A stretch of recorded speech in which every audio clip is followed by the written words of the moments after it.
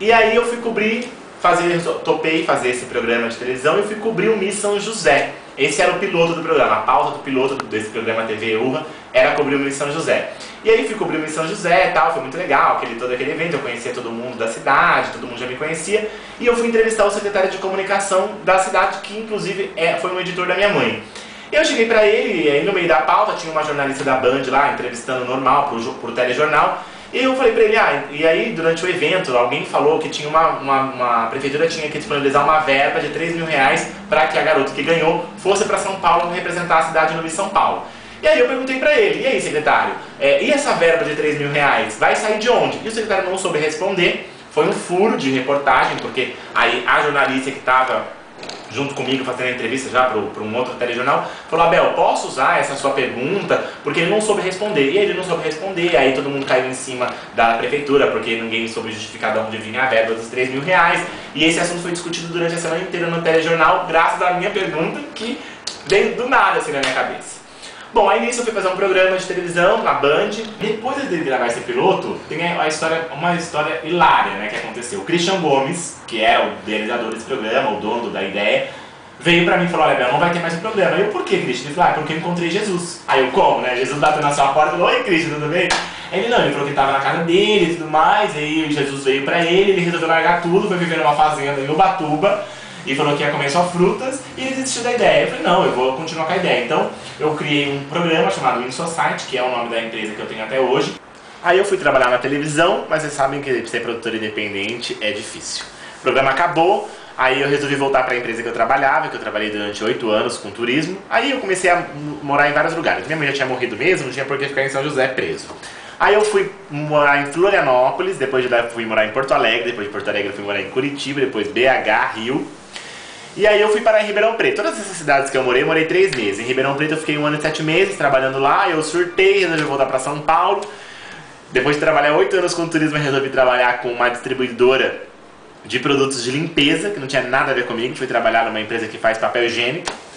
E aí eu fiquei 9 meses lá e resolvi vir para São Paulo. E hoje eu trabalho aqui com a minha agência e com uma agência em São José dos Campos de comunicação e marketing. Acho que a minha vida é muito engraçada e assim, de manhã eu quero uma coisa, de tarde eu já quero outra, e eu não tenho esse problema de mudar. Como eu não tenho filhos, não sou casado, não tenho pai, não tenho mãe, então nada me prende. Então, hoje se eu receber uma proposta de mudar para a China, eu vou com toda tranquilidade, mesmo já estando nesses meus 26 anos. Engraçado também que é uma coisa que me marcou muito, é que eu acabei não conhecendo meu pai, né? Quando minha mãe engravidou, meu pai morreu, e ele sofreu um acidente de carro. Meu pai era colecionador de carro da GM, e aí um caminhão atravessou a rodovia Dutra e pegou meu pai de frente, e aí ele acabou ficando muito tempo internado e tal.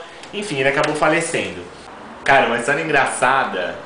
Não, eu tenho muitas histórias engraçadas, mas eu tenho algumas que me marcaram, assim. Por exemplo, a minha mãe adorava, assim, tipo, tinha muito controle assim, sobre a família, né, a irmã mais velha.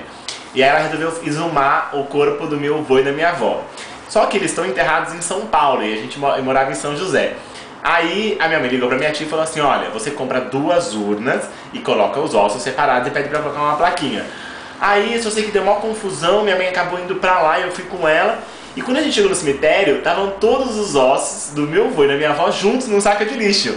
E aí a mãe ficou inconformada. Aí meu primo falou assim, como assim? Misturaram anos com anos? Isso é uma história muito engraçada, assim, meu primo é muito hilário contando isso.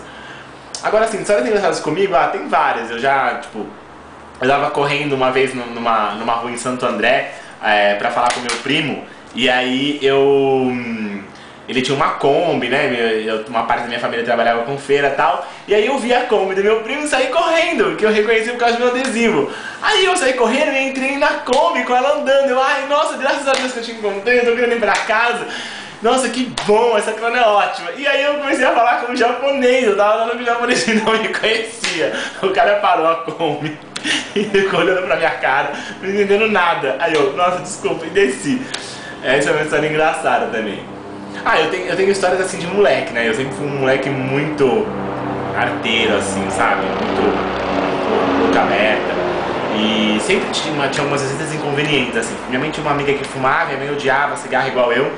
E aí ela tava na minha casa, toda vez que ela ia pra minha casa, ela fumava. E toda vez que ela ia embora, minha mãe reclamava. Eu falei, nossa, mas, né, eu tinha uns 8 anos. Aí eu cheguei, Cida, olha, deixa eu falar uma coisa pra você, minha mãe adora sua visita, mas quando você fuma é uma merda. Eu acho que você não deveria fumar. E minha mãe não sabia onde enfiar a cara dela, foi a primeira vez que eu apanhei da minha mãe. Eu apanhei da minha mãe 2 vezes. Uma outra história engraçada, que já que você tá querendo que eu conte assim várias histórias, tipo assim, uma vez eu tava com muita vontade de comer traquinas. E eu era viciado em traquinas de morango. E a minha irmã, a Vivian, que era tipo minha companheira de aventuras, gostava de traquinas de chocolate. E minha mãe não queria comprar. O que eu fiz? Roubei a bolacha do mercadinho. Minha mãe descobriu, obviamente, pegou lá, eu coloquei na minha calça, fingi que tava com a perna quebrada. Minha mãe descobriu e ela comprou uma caixa de traquinas, fechada assim, de traquinas de morango. Primeiro que ela me deu uma surra, que ela me rodava e me dava sentada, me rodava e me dava sentada. E aí eu tive que, praticamente durante uns 10 dias eu comia no café da manhã, no almoço, jantar, traquinas e água. Aí batiam as pessoas, aquelas pessoas que batem na sua casa, que todo mundo que mora em rua tem esse problema, né? A pessoa bate na sua casa pedindo alguma coisa. Então todo mundo que batia na minha casa dava uma traquinas de morango. É uma outra história engraçada também. Até hoje eu não como mais traquinas, eu não consigo comer, é um trauma. É uma história engraçada também. Eu tenho histórias engraçadas em velório. Tipo, eu tenho crises de riso em velório. Essa é uma coisa que assim, me persegue. Eu acho que é um nervosismo, assim. Eu fui no enterro de um namorado da minha mãe, né, que foi meu padrasto, era um cara bacana, eu gostava dele pra caramba. E aí minha mãe falou, vai lá e coloca flores pra ele. Quando eu olhei ele no caixão, ele tava com uma cara tão engraçada, eu comecei a rir, mas eu ria de gargalhar, assim, horrores. Eu fiquei umas 2 horas gargalhando, me tiraram de lá de dentro, eu não conseguia parar de rir, e aí eu não consegui nem acompanhar o defunto lá pra ser enterrado. Foi uma história engraçada também, que tava todo mundo chorando e eu rindo horrores. Histórias engraçadas, eu já entrevistei uma pessoa e o cabo do microfone soltou. Eu fiquei entrevistando a pessoa horas e horas e horas e era o Alexandre Herkovich, era ele mesmo. E ele era tudo sem tempo e eu tinha que fazer a entrevista dele com muita rapidez porque ele tinha uma entrevista agendada com a Globo e eu fiquei entrevistando ele e não tinha áudio. Foi ótimo, né? Aí eu tive que esperar a Globo terminar pra entrevistar ele de novo. Foi uma história engraçada também porque ele era tudo tímido. Na época ele não falava tão bem como hoje, ele ia andando pra trás. E eu ficava segurando ele. Aí essa reportagem acabou nem indo pro ar, porque eu ficava segurando ele, porque ele ia andando pra trás e eu ia pra cima dele. Acho que ele ficou bem... se sentiu bem preso, assim. Bem bacana essa história também. Assim, não dá pra rir, porque, né, vocês tinham que assistir pra ver o tão engraçado que era. Uma pessoa branca, como o Alexandre Herkovich, andando pra trás, porque esse ser magro tava indo pra cima dele. Muito engraçada essa história.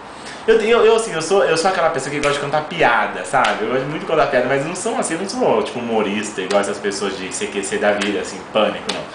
As piadas, elas vêm assim, é uma coisa que é natural, entendeu? Simplesmente ela vem assim na hora. Eu consigo fazer trocadilhos muito rápidos, assim. Acho que o raciocínio rápido sempre me ajudou muito.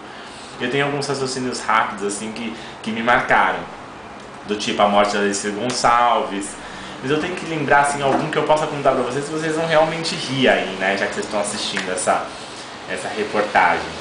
Mas agora eu acho que não vai vir nenhuma, assim.